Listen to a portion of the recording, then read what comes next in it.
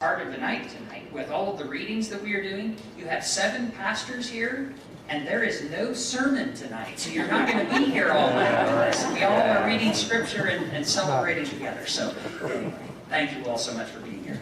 So, with that, I would like to also introduce Jessica Brummel. Jessica is our new worship leader here at the church. Jessica is also going to be the new assistant band director at the high school starting in the fall. So we're so happy to have Jessica here with us. So thank you all.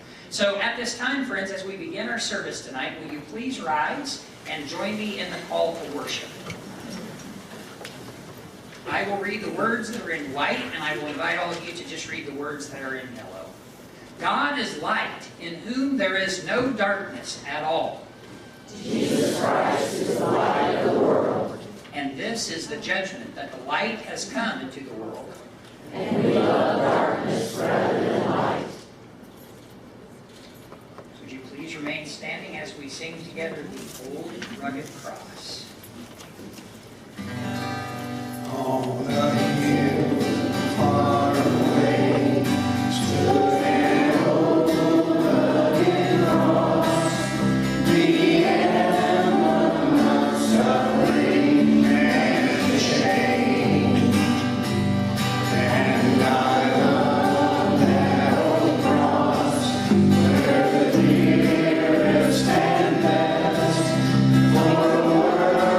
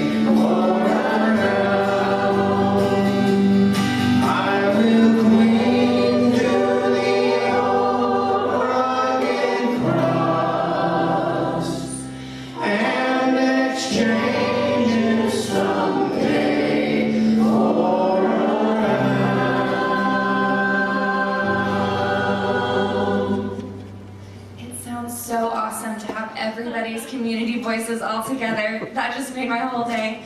Please be seated.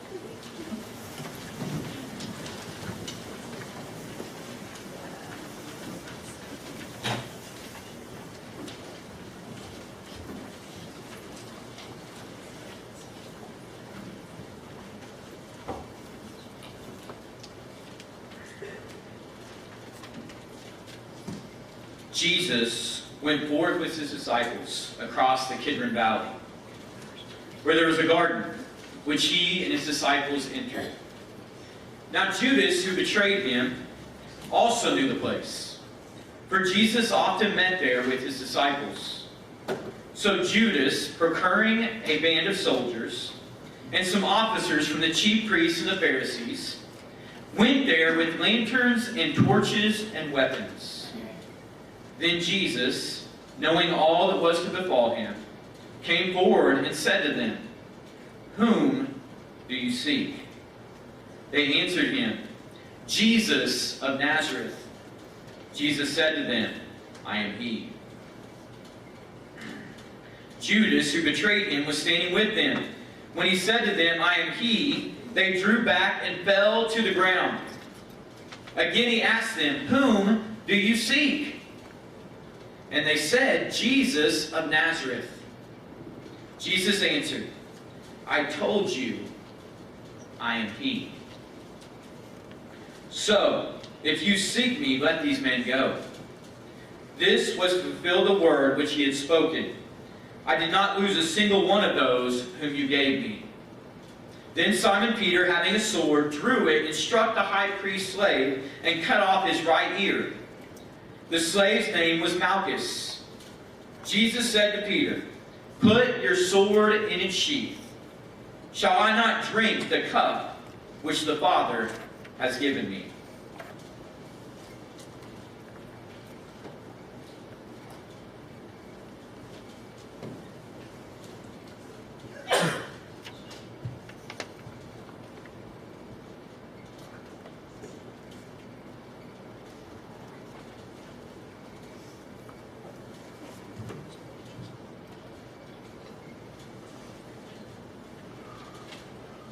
So the band of soldiers and their captains and the officers of the Judean authorities seized Jesus and bound him.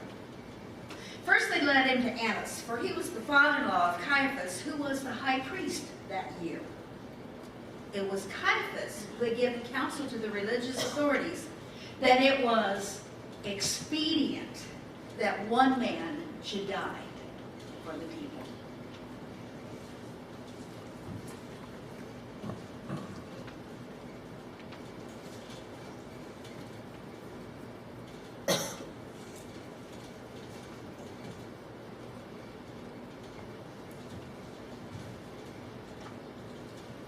Simon Peter followed Jesus, and so did another disciple, as this disciple was known to the high priest. He entered the court of the high priest along with Jesus, while Peter stood outside the door. So the other disciple, who was known to the high priest, went out and spoke to the woman who guarded the gate and brought Peter in. The woman who guarded the gate said to Peter, "Are you not also one of this man's disciples?" He said, "I am not." Now the servants and officers had made a charcoal fire because it was cold, and they were standing and warming themselves. Peter also was with them, standing and warming himself.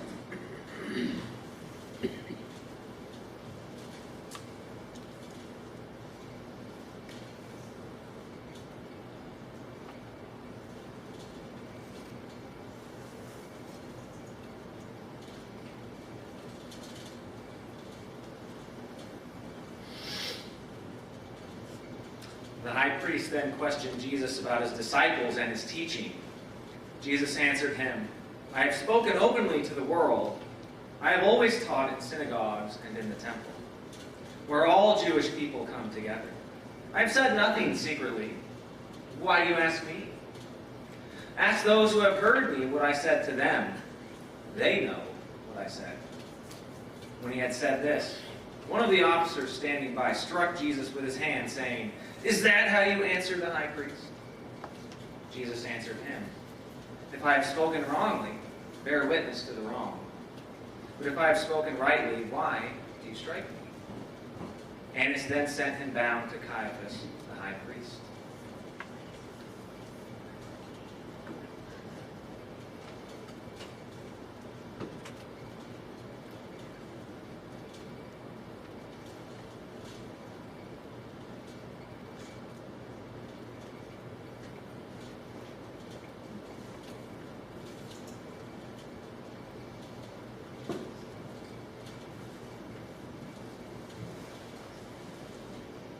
Now Simon was standing and warming himself. They said to him, "Are you not one of his disciples?" He denied it and said, "I am not." One of the servants of the high priest, a kinsman of the man whose ear Peter had cut off, asked, "Did I not see you in the garden with him?" Peter again denied it, and at once the cock crowed.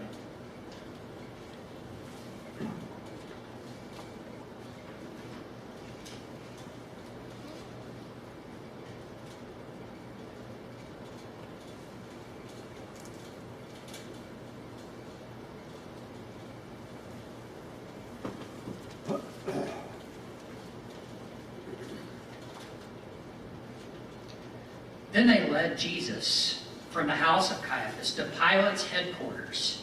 It was early. They themselves did not enter the headquarters, so that they might not be defiled, but might eat the Passover. So Pilate went out to them and said, "What accusation do you bring against this man?" They answered him, "If this man were not an evildoer, we would not have handed him over." Pilate said to them, "Take him yourselves and judge him by your own law." The religious authorities said to him, "It is not lawful for us to put any man to death." This was to fulfill the word which Jesus had spoken, to show by what death he was to die.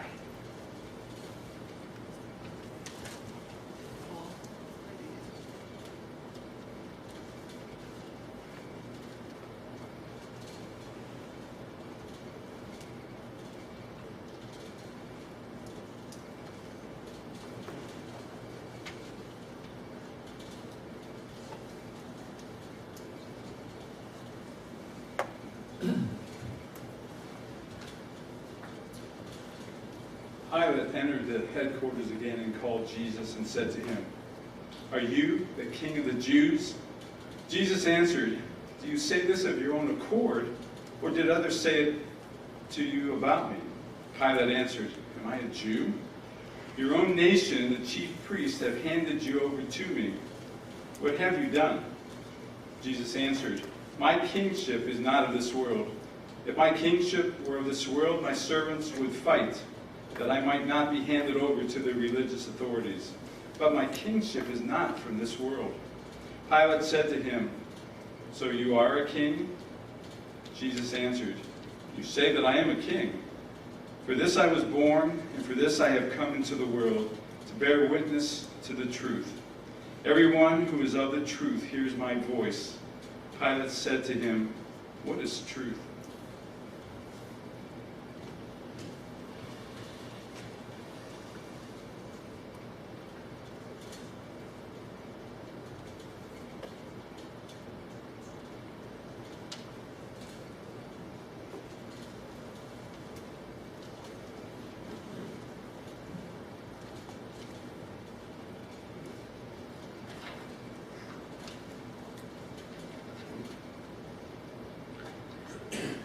After Pilate had said this, he went to the religious authorities again and told them, "I find no crime in him. But you have a custom that I should release one man for you at the Passover. Will you have me release for you the King of the Jews?" They cried out again, "Not this man, but Barabbas." Now Barabbas was a robber.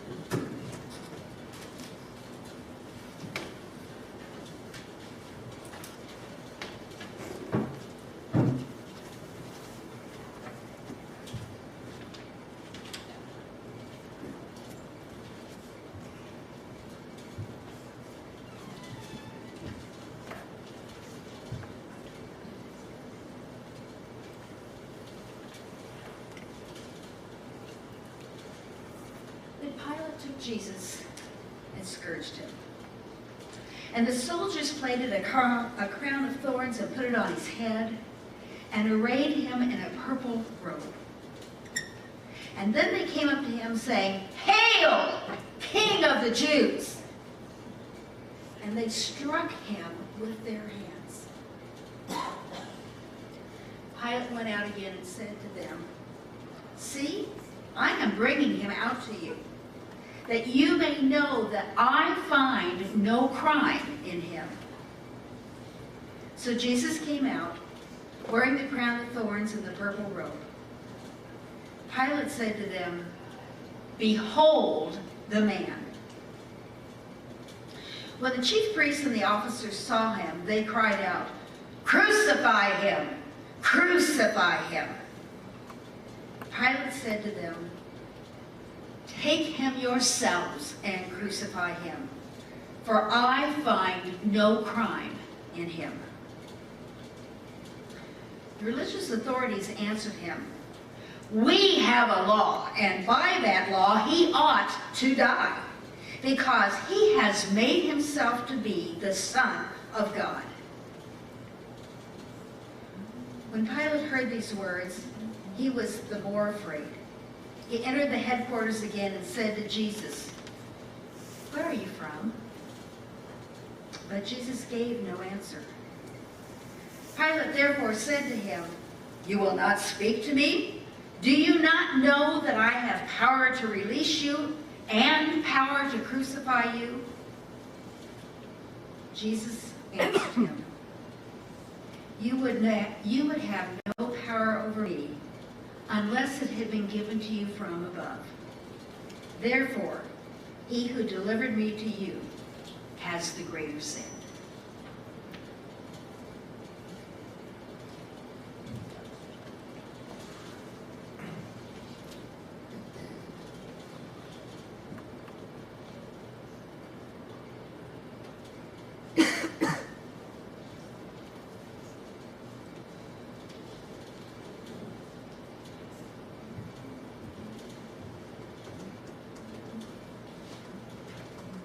Upon this, Pilate sought to release him.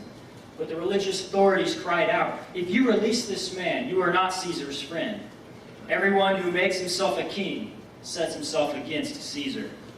When Pilate heard these words, he brought Jesus out and sat down on the judgment seat at the place called the Pavement, or in Hebrew, Gabbatha.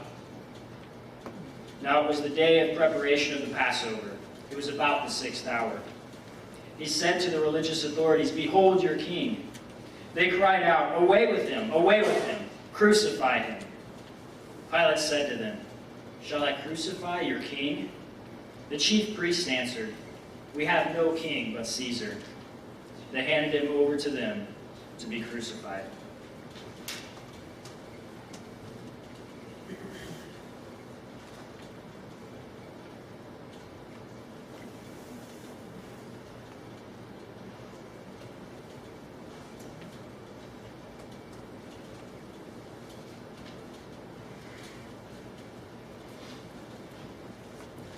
So they took Jesus, and he went out, bearing his own cross, to the place called the place of a skull, which is called in Hebrew Golgotha.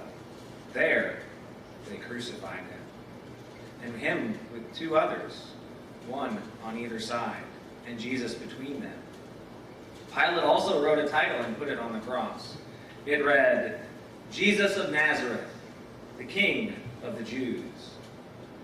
Many of the Judeans read this title, for the place where Jesus was crucified was near the city, and it was written in Hebrew, in Latin, and in Greek.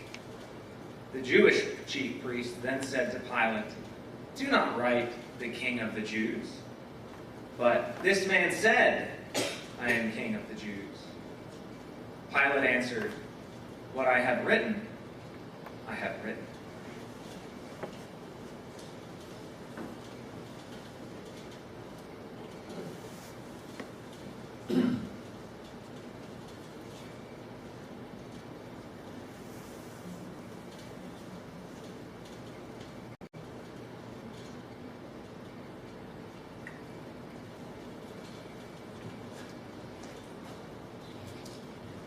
the soldiers had crucified Jesus, they took his garment and made 4 parts, and for one for each soldier, and also his tunic.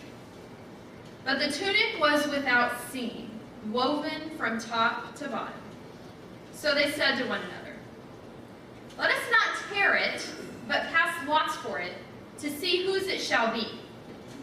This was to fulfill the scripture, "They parted my garments among them, and for my clothing they cast lots."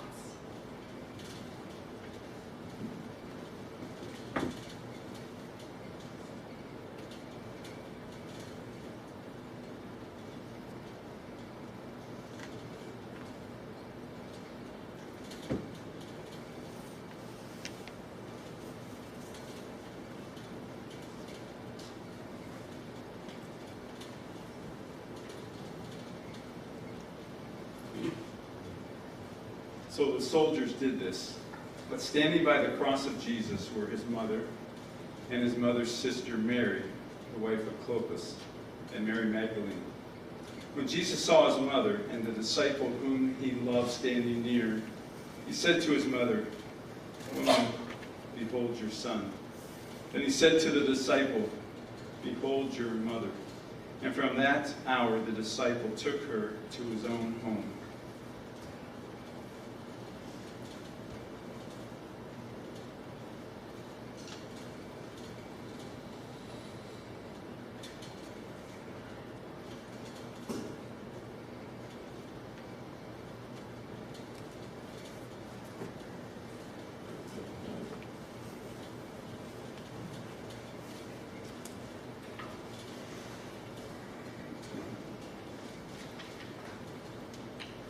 After this, Jesus, knowing that all was now finished, said, to fulfill the scripture, "I thirst." A bowl of vinegar stood there.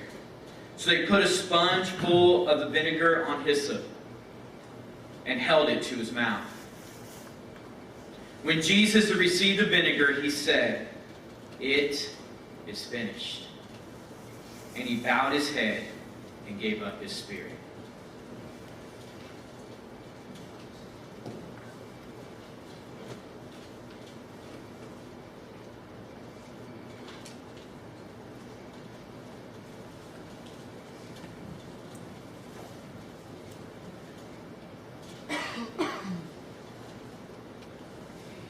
Since it was the day of preparation, in order to prevent the bodies from remaining on the cross on the Sabbath, for that Sabbath was a high day, the religious authorities asked Pilate that their legs might be broken and that they might be taken away. So the soldiers came and broke the legs of the first and of the other who had been crucified with him. But when they came to Jesus and saw that he was already dead, they did not break his legs. But one of the soldiers pierced his side with a spear, and at once there came out blood and water. He who saw it has borne witness. His testimony is true, and he knows that he tells the truth, that you may also believe. For these things took place that the scripture might be fulfilled. Not a bone of his body shall be broken. And again another scripture says, they shall look on him whom they have pierced.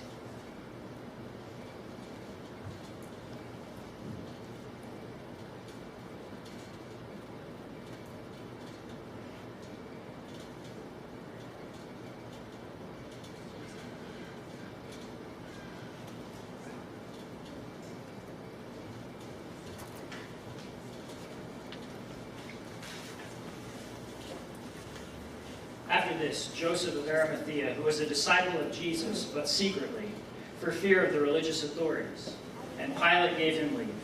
So he came and took away his body. Nicodemus also, who had at first come to him by night, came bringing a mixture of myrrh and aloes, about 100 pounds weight. They took the body of Jesus and bound it in linen cloths with the spices, as is the burial custom of the Jews. Now in the place where he was crucified there was a garden, and in the garden a new tomb where no one had ever yet been laid.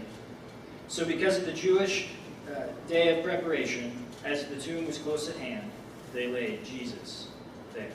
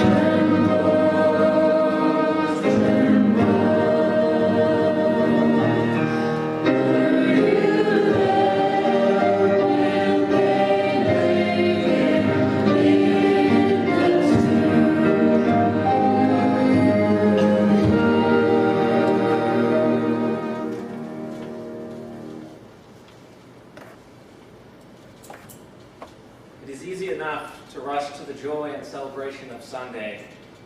It is a harder thing to stay with the grief and suffering that remembering the death of Christ evokes.